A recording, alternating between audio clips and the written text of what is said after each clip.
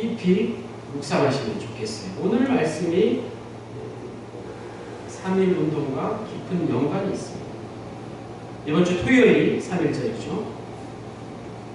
100주년이 됐어요. 100주년의 의미를 여러분 한번 느껴보셨나요? 100주년은 대단한 겁니다. 영어로 센테너리라고 해요. 그래서 짐바브웨에 가면 짐바브웨 센테너리라고 있어요. 짐바브웨가 구세군이 개정한 지 100주년이 훨씬 넘었어요. 짐바브웨라는 그 작고 가난한 아프리카의 한 나라가 그때 그 100주년 기념식을 얼마나 웅장하게 하고 그때 만들어진 노래들이 얼마나 유명한지 제가 100주년 하면 짐바브웨가 생각이 나요. 자, 오늘 우리는 이 땅에 그냥 그리스도인이 아니라 어떤 그리스도인이요? 자랑스러운 그리스도인. 영상을 통해 보셨죠. 그리스도인은 자랑스러운 그리스도인이라는 사실이에요. 그것을 분명히 여러분 깨달으셔야 돼요. 그래서 우리가 3.1운동 100주년 한국 그리스도인의 고백과 다짐을 선포했습니다. 이 시대의 교회가 이웃과 함께하는 교회로 다시 새롭게 태어나기를 다짐합니다. 3.1 만세운동은 우리 민족의 독립을 위한 처절한 몸부림인 거죠. 그토록 영원했던 우리 민족의 독립은, 이 독립이라는 단어는 오늘 말씀에 나오는 구원이라는 단어가 같습니다. 그렇죠? 하나님의 그냥 구원도 아니고 어떤 구원이요? 큰 구원이 오늘 본문에 나오는 요셉이라는 한 인물을 통해서 어떻게 이루어졌는가, 이스라엘에게 임했는가를 오늘 말씀을 통해서 함께 나누고자 질문을 드립니다. 예, 아니오로 대답하시면 돼요. 어려운 질문이 아닙니다. 요셉 모르시는 분 계시나요? 야곱의 아들 요셉. 야곱의 11번째 아들이죠. 요셉은 처음부터 믿음이 좋은 사람이었을까요? 태어날 때부터 아주 믿음이 좋은 가문에서 믿음이 좋은 사람으로 그렇게 태어나서 평생 동안 그 믿음을 지키고 산 사람처럼 성경에 나오지 않습니까? 그러지 않나요? 여러분, 요셉이라는 인물을 볼 때마다 예수님이 생각나지 않으신가요? 어떠세요? 요셉은 처음부터 믿음의 사람이 아니었습니다. 정답입니다. 그걸 말씀드려요. 자, 오늘 말씀의 핵심은 어디에 있냐면 사람의 관점에서 보는 게 아니에요. 하나님의 관점에서 요셉을 보자는 것이죠. 하나님 지금까지 하나님의 열심, 하나님의 일하심, 하나님의 주권에 대해서 몇 번을 말씀드렸을 거예요. 우리는 아브라함도 처음에는 우상을 섬기는 자에서 하나님을 섬기는 자로 인도되었다는 것을 성경을 보면 잘 알 수 있습니다. 창세기 말씀에 잘 나와 있죠. 오늘 말씀의 핵심은 지금 드린 질문의 답, 거기에 있는 거예요. 하나님의 관점으로 성경을 보아야 된다는 것이죠. 우리의 신앙 역시 하나님의 기준으로 나를 봐야 한다는 것입니다. 그래서 믿음은 어디에서 오는가라는 이 어려운 질문에 대한 답은 내가 일해서 믿음을 얻게 되는 게 아니라 누가 일하신다고? 하나님의 일하심을 통해서 믿음이 온다는 거예요. 그래서 우리가 아무리 일을 열심히 한들 교회가 일 중심으로 돌아가서는 안 된다는 것이죠. 우리가 어제 모여서 일을 열심히 했는데 그 일이 전부가 아닙니다. 은혜를 나누고자 하는 거예요. 이 일은 아무것도 아닙니다. 계속해서 반복해서 말씀드려요. 이 일은 아무것도 아닙니다. 여러분, 일하러 교회에 나오지 마세요. 은혜입니다. 은혜를 얼마나 많이 나누냐, 거기에 달려있는 것이죠.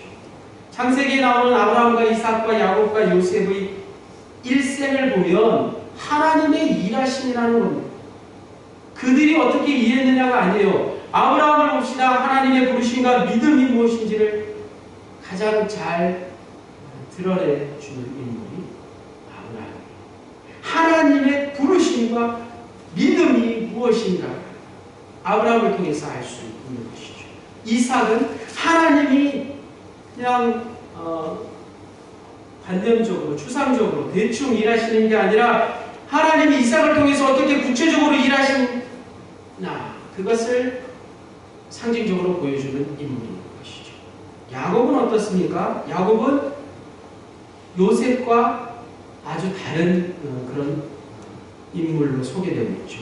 구원 얻은 이후에 하나님 앞에 성화되어지는 인물로 그렇게 성경에 기록되어 있어요. 야곱은 얼마나 속임수에 능한 자였고 얼마나 정말 파렴치하고 나쁜 사람이었나요? 그런데 야곱이 어떻게 변하는가? 성화, 성결이라고 이해하시면 되겠어요. 그런데 요셉은 성화가 아니에요. 영화의 상징으로 말씀에 나타납니다. 영화롭다 할 때, 몸이 귀하게 되어서 이름이 세상에 빛나는 것을 말하죠. 부귀영화할 때 그 영화 말입니다. 다시 말해서 성화와 영화의 차이가 무엇인가? 야곱과 요셉의 일상의 차이가 무엇인가? 야곱은 실수와 잘못이 훈련을 통해서 고쳐지는 과정을 겪은 인물인데 반해서 요셉은 성화 너머의 자리, 곧 자신은 저지른 잘못이 없는데도 온전한 성품을 가지고 성장하고 성숙하도록 훈련되어진 인물이다. 성화와 영화, 야곱과 요셉의 차이가 바로 이것입니다. 자, 다시 한번 질문을 드려볼게요. 요셉 이야기를 시작하기 전에 요셉이라는 인물은 도대체 얼마나 믿음이 좋았기에 자신은 죄가 없음에도 불구하고 그러한 모든 무고들을 다 이겨내고 하나님께서 형통한 길을 요셉에게 열어주셨을까? 이 질문을 하지 않을 수 없는 것입니다. 말씀을 시작하기 전에 요셉이 어떻게 해서 하나님의 형통한 복을 누리게 되었을까? 요셉뿐입니까? 성경에 나오는 모든 위인들이 다 그렇지 않습니까? 다윗과 신약에 나오는 또 모든 그런 인물들 역시 그들이 얼마나 대단했기에 하나님의 복을 받았을까? 이런 질문은 지극히 인간적인 생각에서 우리의 입장에서 나온 것들이라고 했습니다. 요셉이 애굽의 12대장 보디발의 집에 종으로 팔려가는 것도 억울하게 옥에 갇혔을 때도 믿음이 그는 너무나 좋았기 때문에 그 숱한 어려움 속에서도 그의 마음은 늘 평안했을 것이라 라고 생각하는 것은 지금 이 순간 이후로 버리십니다. 우리의 기대와 달리 요셉은 결코 평안한 상태가 아니었다. 시편 109편 말씀 찾아보겠습니다.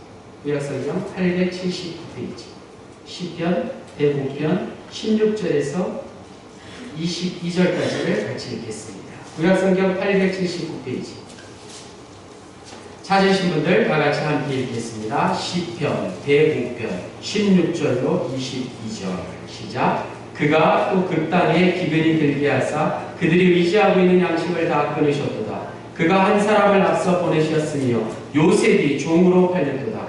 그의 발은 착고를 차고 그의 몸은 쇠사슬에 내었으니 곧 여호와의 말씀이 응할 때까지라. 그의 말씀이 그를 단련하였도다. 왕이 사람을 보내어 그를 석방하며 뭇 백성의 통치자가 그를 자유롭게 하였도다. 그를 그의 집의 주관자로 삼아 그의 모든 소유를 관리하게 하고 그의 뜻대로 모든 신하를 다스리며 그의 지혜로 장로들을 교훈하게 하였도다. 놀랍지 않습니까? 시편 기자가 요셉에 대한 부연 설명을 해주고 있어요. 18절 말씀. 그의 발은 착고를 차고 그의 몸은 쇠사슬에 매여있다. 아주 신랄한 묘사 아닙니까? 바로 이것입니다. 착고가 뭐예요? 족쇄예요. 그 사진 자료를 찾아보니까 나무판으로 이 발목만 딱 채워서 잠가버리는 거죠, 열쇠로. 그러면 어떻게 됩니까? 옴짝달싹 못하는 거예요. 그게 착고예요. 옥에 갇힌 요셉의 상태를 시편 기자는 18절에서 이렇게 그렇게 말씀하고 있어요. 18절에서 요셉의 일생을 잠시 살펴보자면 창세기 37장에 요셉이 형들의 미움을 사서 애굽으로 팔려갔을 때가 17살이라고 구체적으로 우리가 한번 추정해 볼 수 있습니다. 41장에 가서 요셉이 바로 왕 앞에 섰다라는 말씀이 있는데 총리가 된 것이죠. 그때 나이가 30세였어요. 그러니까 17살에서 30세 중간에 13년이라는 기간 동안 요셉이 무엇을 하고 있었다고요? 그의 발은 착고를 차고 그의 몸은 쇠사슬에 매여 있었다. 그런 고통 속에서 하루하루를 보냈다는 것입니다. 그는 믿음이 워낙 좋은 사람이었기 때문에 인내하는 일은 그다지 고통스럽지 않았을 것이다. 또 어린 시절에 꾼 그 비전으로 말미암아서 하나님의 말씀을 붙잡고 걷더니 고난과 역경을 이겨내고 승리할 수 있었다고 성경은 말하지 않는데 우리는 그렇게 생각합니다. 성경은 그런 얘기를 기록하고 있잖아요. 요셉이 발에 차고 있었던 착고, 그 착고 말입니다. 족쇄가 양 발목에 채워져 있었다는 것이죠. 몸에는 그 무게를 지탱하기도 보고 굵은 쇠사슬에 매여 있었다는 것이죠. 역사적 자료에 의하면 요셉이 갇혔던 당시 애국 감옥은 지하 토굴과 같은 것이었어요. 지하의 동굴이나 지하의 땅을 파서 만든 감옥 말입니다. 영화 배너의 한 장면을 생각합니다. 배너의 누이와 어머니가 갇혔던 그 지하 감옥 말입니다. 그곳에서 습기로 인해서 문둥병에 걸리지 않습니까? 1년 내내 햇빛 한 번 볼 수 없는 곳. 그런 곳에서 요셉이 무엇을 할 수 있었을까요? 요셉은 하나님께 기도하기 전에 먼저 아무 생각 없이 괴로워하며 많이 울부짖고 아우성치지 않았을까요? 시편 말씀이 그것을 말하고 있는 것이죠. 자, 시편 18절에 각주가 달려있죠. 밑으로 내려가 보시면 히브리어로 혼이라고 작은 것이 각주가 달려있어요. 그렇죠. 18절에 가면 그의 몸 할 때 그 몸 앞에 사 각주가 달려있잖아요. 히브리어로 혼이라는 거예요. 그의 몸이 혼이라는 거예요. 혼이 나간 상태예요. 정신이 지금 나간 상태예요.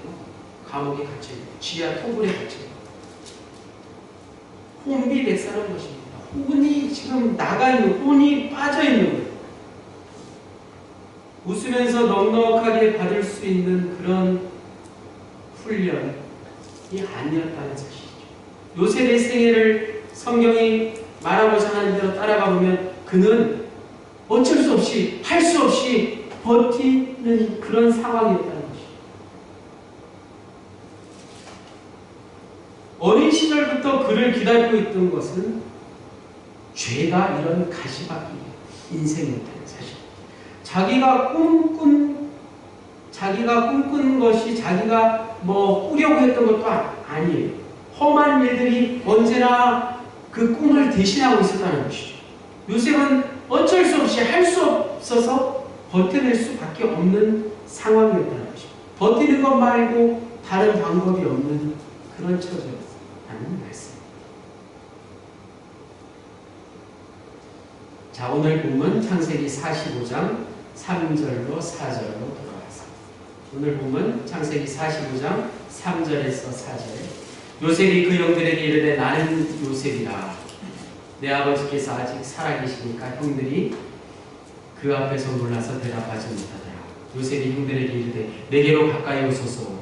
그들이 가까이 가니 이르되 나는 당신들의 아우 요셉이니 당신들이 애굽의 한 자라. 요셉이 자신을 요셉이라고 소개하는 게 뭐 그리 놀랄만한 일일까요? 그렇죠? 성경에는 요셉을 계속 요셉이라고 기록하고 있습니다. 그러나 그 당시 요셉은 요셉이 아니라 바로 왕이 지어준 이름 사브낫 바네아, 사브낫 바네아로 불려지고 있는 애국의 총리였던 것이죠. 창세기 41장 45절에 바로 왕이 애국의 총리로 요셉을 임명하면서 사브낫 바네아라는 이름을 지어줍니다. 사브낫 바네아는 숨겨진 것이 드러나고 비밀 누설자라는 아주 신비스러운 이름의 뜻이 있습니다. 요셉이 꿈 해몽가로 너무나 유명했기 때문에 꿈의 비밀을 풀어서 애국의 총리가 되었으니 바로 왕이나 애국 사람들에게는 마치 신과 같은 존재였다는 것입니다. 사람의 꿈을 아무도 해석을 못하는데 해석해내는 사람은 놀라운 그런 사람 아닙니까? 마찬가지 요셉의 형제들도 요셉을 사브낫 바네아로 알고 있었던 것이죠. 그가 애굽의 총리일 뿐만 아니라 신접한 사람이었는데 자신들의 원죄를 들킬 그런 마음이 있었다는 것입니다. 엎친대격친격으로 애굽의 최고 꿈 해몽가이며 총리인 사브낫 바네아가 이제 자신들의 앞에 나타나서 자신을 요셉이라고 밝히니 기절할 노릇 아니었겠습니까? 오늘 창세기 45장 3절의 분위기가 이런 것이죠. 내가 요셉이라 라고 고백한 말투는 어떤 말투였을까요? 나는 사브낫 바네아다 이렇게 말한 것도 아니었습니다. 나는 요셉이라 이렇게 힘줘서 말한 것도 아니었습니다. 요셉의 형들 앞에서 이야기한 것은 이런 말이었겠죠. 내가 요셉입니다. 내가 요셉이니이다. 이렇게 얘기하지 않았을까요? 요셉은 형제들에 대한 정을 억제하지 못해서 주변에 있는 사람들을 다 물리치고 히브리인들의 언어로 애절하고 간절하게 부드러운 표현으로 내가 바로 요셉입니다. 이렇게 고백하고 있다는 거죠. 두려움에 벌벌 떨고 있는 형제들을 안심시키기 위해서 얼마나 조심스럽게 자신이 누구인지를 요셉이 형들 앞에서 이야기하고 있겠습니까? 내가 요셉이라, 내가 요셉이니다 라는 이 말의 숨은 뜻은 이제 당신들은 살았습니다 라는 구원의 기쁜 소식이 무엇이니 이제는 내가 당신들을 구원하여 보살피겠습니다 라는 말과 같은 것이죠. 그런 상황을 전혀 알지 못하는 형제들은 두려움과 공포에 여전히 떨고 있습니다. 자, 이 장면은 13년 동안 하나님의 지독한 훈련을 치른 요셉이 자신을 찾아온 형들에게 자신의 정체를 밝히는 놀라운 장면이죠. 만약 요셉에게 13년 동안의 그런 혹독한 훈련이 없었다면 어떻게 되었을까요? 그 다음 절에 나오는 이야기는 우리가 아는 흥미로운 복수의 이야기가 펼쳐지지 않았을까요? 이제서야 요셉은 하나님께서 왜 자기를 그렇게 혹독하게 훈련시키셨는지 조금 알게 되었다는 사실입니다. 요셉은 형들을 진정으로 용서하고 형들과 화해하기를 원했습니다. 자, 여기서 중요한 게 있죠. 정말 중요한 것입니다. 진정한 용서와 화해는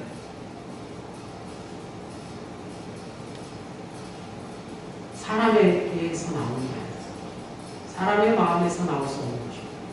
인간의 윤리에 덕목이 아니라 인간의 인격으로 진정한 용서와 화해를 할 수 있는 게 아니라 하나님이 하시는 일입니다. 하나님이 13년 동안 요셉을 훈련시키시고 요셉의 마음을 주장하셔서 형제들 앞에서 내가 요셉이다 라고 말할 수 있게 하셨다는 사실. 더 놀라운 사실, 앞에 계속해서 앞에서 말씀드린 대로 하나님의 주권에 눈이 열리게 되면 하나님의 일하심을 보게 되면 하나님의 열심을 내 삶에서 느끼게 됩니다. 그것을 하나님의 섭리라고도 말하는데 진정한 용서가 다른 사람의 말에 상처받지 않는 비결이 바르죠.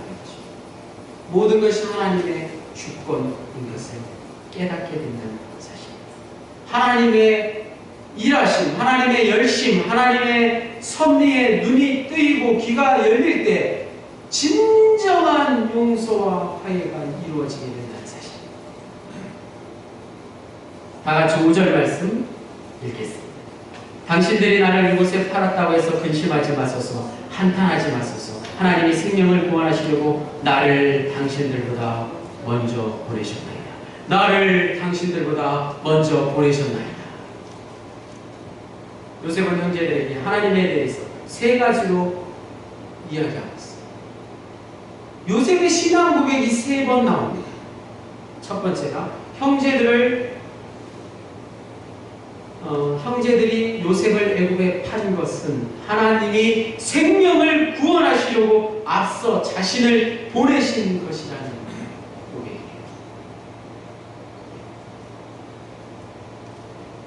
이 고백은 하나님이 예수님을 이 세상에 보내신 것과 같은 것이죠. 하나님이 독생자 예수 그리스도를 이 세상에 보내신 것은 십자가의 모진 고난을 이기시고 우리의 생명을 구원하시려고 보내신 것과 동일한 메시지. 요셉의 고백 첫 번째는 예수님의 메시지와 동일한 것입니다. 두 번째 메시지 6절에서 7절 이 땅에 2년 동안 흉년이 들었으나 오직 5년은 밭갈이도 못하고 추수도 못하지. 하나님이 큰 구원으로 당신들의 생명을 보존하고 당신들의 후손을 세상에 두시려고 나를 당신들보다 먼저 보내십니다. 두 번째 요셉의 고백은 하나님이 큰 구원으로 요셉의 형제들과 후손들을 세상에 보존하시기 위해서 이 일을 하셨다는 고백입니다. 요셉의 두 번째 고백. 이 고백이 예수님의 고백과 같습니다. 하나님은 그리스도로 큰 구원을 이루어 교회를 이 땅에 세우시고 이 땅을 보존하시며 당신들의 자녀들을, 저와 여러분을 천국으로 인도하시는 것과 동일한 메시지입니다. 세 번째 메시지 보겠습니다. 8절 다 같이 읽겠습니다.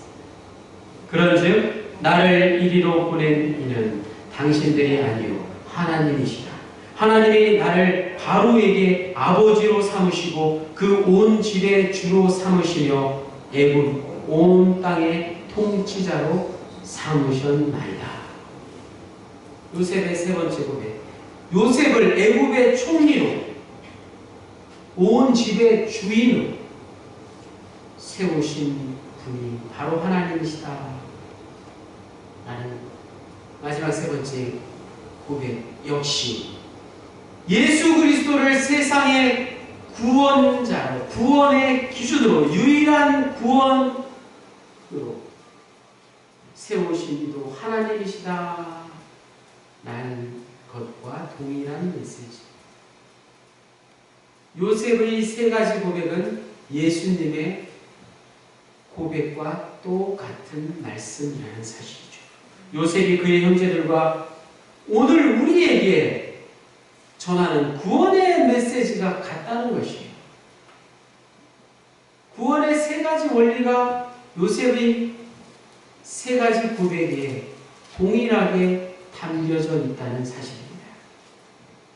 9절에서 11절 말씀을 읽어보면 요셉을 통해서 구원의 원리 세 가지를 깨달은 요셉의 형제들이 요셉의 메시지를 이제 아버지 야곱에게 가서 전하게 됨으로써 드디어 형제 간의 화해가 이루어지는 장면. 물론 그 전에 창세기 말씀을 읽어보면 요셉이 형들을 위해서 어떤 계략을 세우죠. 그 식량을 얻어가는 그 보따리에 돈을 주기도 하고 돈을 숨겨 보내기도 하고 또 요셉의 동생 베냐민을 볼모로 잡기도 하고 그런 일들이 있는데 드디어 오늘 본문 말씀에 요셉과 요셉의 형제들이 아버지 야곱을 데리고 옴으로써 부모와 형제들 간에 화해와 이루어지는 장면이 일어났습니다. 다 같이 15절 말씀 읽겠습니다. 시작. 요셉이 또 형들과 입맞추며 안고 우니 형들이 그제서야 요셉과 말하니라. 아멘. 요셉의 눈물이 드디어 터져나왔습니다. 요셉 역시 그제서야 모든 게 하나님이 하신 일이라는 걸 깨달은 눈물이었어요. 인간적인 눈물이 아니었던 것입니다. 이 모든 게 하나님의 주권, 하나님의 일하심, 하나님의 열심, 하나님의 섭리였다는 사실을 깨달았으니 눈물이 나오지 않았습니다. 그러한 눈물이었습니다. 자, 우리 다시 시편 대목편 18절, 19절 말씀을 한 번 더 읽겠습니다. 882페이지, 879페이지 시편 대목편 18절, 19절 말씀을 다 같이 한 목소리로 읽겠습니다. 시작. 그의 발은 착고를 차고 그의 몸은 쇠사슬에 매였으니 곧 여호와의 말씀이 응할 때까지라. 그의 말씀이 그를 단련하였도다. 순서를 잘 해주십시오. 여호와의 말씀이 응할 때까지 요셉의 발에는 착고가 족쇄가 채워져 있었고 몸은 쇠사슬에 매여 있었습니다. 여호와의 말씀이 요셉에게 임할 때까지 하나님은 요셉을 훈련하고 계셨던 것입니다. 요셉이 그 전에 믿음이 좋아서 평안한 것이 아니라는 말씀이에요. 이와 같이 요셉의 일생은 극단적인 바알 하나님에 의한 수동태의 시간들이었다는 것이죠. 누군가에 의한 그 누군가가 바로 하나님이시 삶이었다는 것입니다. 하나님에 의해서 꿈이 꾸이고 하나님에 의해서 애굽에 팔리고 하나님에 의해서 옥에 갇히고 하나님에 의해서 애굽의 총리가 된 인생 말입니다. 하나님이 하신 일이라는 사실. 극단적인 수동태의 시간들의 연속이었죠. 모두가 하나님에 의해서 이루어진 일들이라. 우리가 기억하는 것은 잘된 일, 총리가 된 일만 기억하려고 하지 않아요. 그렇지 않습니다. 그 앞의 일들도 다 하나님이 하신 일이었습니다. 요셉의 마음은 자기가 의도하지 않은 대로 펼쳐지는 그 지독한 인생이 얼마나 고통스러웠을까요? 결코 평안한 인생이 아니었다는 사실입니다. 그런데 나중에 알고 보니 요셉을 팔아넘긴 형들이 그 일로 인해서 구원을 받고 요셉은 팔려갔지만 그들에게 구원을 베푸는 자리에 있게 되었다는 사실이죠. 요셉은 자신의 인생이 하나님의 놀라운 섭리, 하나님의 일하심에 의해서 하나님의 열심으로 인해서 모든 게 이루어졌다는 사실을 깨닫고 자신이 어릴 적 꾼 꿈에 대한 응답을 받게 된 것입니다. 요셉의 인생을 주관하시는 하나님으로 말미암아 그의 인생은 철저히 하나님에 의한, 인간적으로 생각하기에 누군가에 의해서 끌려가는 인생이었지만 하나님에 의해서 철저히 수동태로 끌려간 인생이었기에 전혀 생각지도 않았던 대반전의 은혜를 경험할 수 있게 된 것입니다. 그러므로 하나님의 큰 구원, 이 말씀의 의미가 여러분 어떻게 다가오시나요? 하나님의 큰 구원, 하나님이 우리를 구원하시려고 우리를 사랑하시기 때문에 우리를 위해서 지금도 일하고 계신다는 사실, 열심으로 일하고 계신다는 사실, 그것이 어려운 말로 하나님의 섭리입니다. 내가 하나님을 위해서 일하는 게 아니라는 사실입니다. 하나님이 나를 위해서 일하고 계신다는 사실, 그거를 깨달아요. 그 하나님의 일하심을 깨닫는 순간 구원의 놀라운 기쁨이 찾아옵니다. 구원의 참 의미가 나에게 펼쳐진다는 사실. 구원의 참 의미가 무엇입니까? 그것은 소위 말하는 지상낙원도 아니고 무병장수도 아니고 부귀를 누리는 것도 아니고 영원히 하나님과 함께하는 그리스도의 공동체, 이 사실로 하나님의 일하심을 깨닫게 되는 것이죠. 이 공동체 안에, 그리스도의 공동체 안에, 3.1운동 100주년을 맞이한 그리스도인의 각오와 다짐, 그 선언문 안에 하나님의 구원의 의미가 담겨져 있다는 사실. 그리스도 안에서 주님과 함께 동행하는 삶이야말로, 그것이야말로 영생인 것이고 천국인 것이고, 그것이 나는 특별히 3.1운동 100주년 지금 안에서 여러분 삶에 그 은혜가, 하나님의 구원의 큰 은혜가 충만하시기를 주님의 이름으로 간절히 축원합니다. 아멘.